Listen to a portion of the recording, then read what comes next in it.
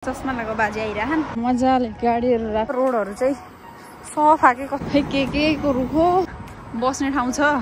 फेरि यो चाहिँ यहाँको सरकारी साइकल सल्लाहको बुट्टा हेर्नु। नमस्ते साथीहरू, हजुरहरूलाई स्वागत छ मेरो युट्युब च्यानलमा। आज चाहिँ म आजदेखि चाहिँ म भ्लग गराउने पुरा जोस चलेर भिडियो बनाउन तम्सेछु। अस्ति पनि एक दिन यस्तै गरेको थिएँ तर भिडियो बनाइन, आधामै छोडिदिएँ।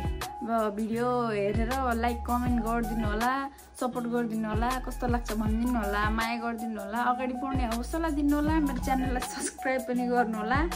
अनि त्यसपछि अनि आज चाहिँ म अस्ति चाहिँ के भिडियो बनाएँ नभएर यहाँ चाहिँ त्यसपछि आज चाहिँ म हजुरलाई घुमाउन लग्छु भनेको थिएँ। उहाँ पुगेको पानी परेर आधा बाटोमा बसेर फर्केको, त्यही भएर चाहिँ भिडियो भएन लामो।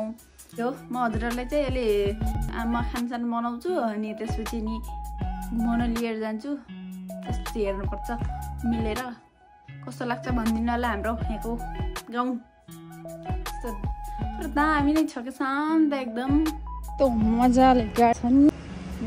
के को रुख हो तर सफा के कस्तो राम्रो बाजे आइरहन्।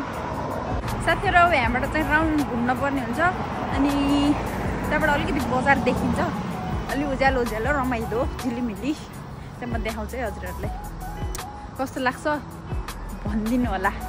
बस्ने ठाउँ छ। फेरि यो चाहिँ यहाँको सरकारी साइकल। साथीहरू सल्लाहको बुट्टा हेर्नु, सल्लाहको दामी छ तर धेरै ठुलो चाहिँ छैन, सानो सल्लाहको बुट्टाहरू चाहिँ लगाएको छ क्या ढिकढिकमा दामीसँग।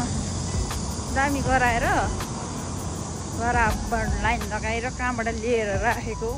र साथीहरू अब चाहिँ म एक राउन्ड गर्न लागिसकेँ यहाँको। हाम्रो घर जाने बाटो आएपछि देखाउँछु फेरि हजुरहरूलाई दामीसँग। यता चाहिँ हजुरहरूले चाहिँ यो पछाडि यो हेर्नु भ्यूहरू यहाँको यही हो यहाँको गाउँ भन्ने। तर लास्टै गाडी कराउने के गाडी रोड छेउ भएर हाम्रो बस्नेतिर चाहिँ अलि भित्र छ नि त, त्यही भएर गाडीहरू चाहिँ थोरै कराउँछ। रातिमा अलिक कमै हुन्छ, त्यस्तो सुनिँदैन। पर चाहिँ लाइट त्यसरी बलेछ। त्यहाँ चाहिँ कम्पनी छ, केसको कम्पनी हो खै थाहै भएन। तर लास्टै ठुलो वाल उठाएर माटो गरेर रोडभन्दा माथि धेरै माथि कम्पनी खडा गरेछ। सरका साथीहरू हेर्नु न, यो यहाँ पछाडि के यस्तो डर लाग्ने जस्तो जङ्गल जस्तो छ कि पुरा हेर्नु। तर पनि मान्छेहरू यति दौडिन्छ नि। यता चाहिँ उज्यालो छ, डरसर केही लाग्दैन हुन त, केही छैन होला। उता चाहिँ घरहरू छ के जति छन् त। यतादेखि यो साइडमा हेर्दा चाहिँ के लास्ट डर लाग्छ क्या, यहाँनिर पुरा जङ्गलै होला जस्तो छ कि खै किन हो यति साह्रो। तर पनि केही छैन। यहाँबाट चाहिँ त्यो बाजेको कम्पनी चाहिँ बल्ल सकिन लागेको। बाजेको कम्पनी हो के को कम्पनी हो परदेखि यहाँसम्म चाहिँ हाम्रो बस स्टेसन। यहाँबाट चाहिँ हामी बसमा चढेर जान सक्छौँ तर म बसमा चढेको चाहिँ छैन। र हाम्रो चाहिँ यो रोड क्रस गरेर जानुपर्ने हुन्छ, खुलेको रहेछ। म चाहिँ यता घुरेँ। साथीहरू यहाँबाट रोड क्रस गरे चाहिँ फेरि यही ट्राफिक लाइट घुरेर बस्नुपर्छ। अलि अगाडि गएर यस्तो लाइट नखुरेरै गइन्छ त्यसपछि त। अब यहाँबाट चाहिँ म जान्छु नानीसँग। यहाँबाट गाडी हेर्नु है, सब गाडी चाहिँ सब पार्क गर्ने ठाउँ रे, रोडकै छेउमा सब गाडीहरू पार्क गर्छ यिनीहरूले। लास्टै यति सफासँग धुन्छ नि गाडी पनि, चिल्लो पो छ त हो। ल साथीहरू आज चाहिँ नयाँ रोडबाट आइयो। यो रोडबाट चाहिँ आएको थिएन, अलिक परबाट जान्थेँ। किन हो मलाई यही रोडबाट आउने सुर्ताल जायो थाहा छैन।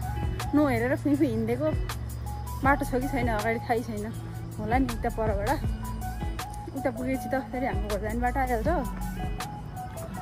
उल्टो बाटो आइएछ नि बरै। उहाँहरूको बाटो गएको भए मैले त्यहाँको तरकारीहरू देखाउँछु भनेको थिएँ। उल्टो बाटो आएछु अनि कहाँबाट तरकारी देखाउँछ। अब झारहरू चाहिँ देख्छ है, त्यहाँ त डाइनिङ टेबल छ देखिने के हो।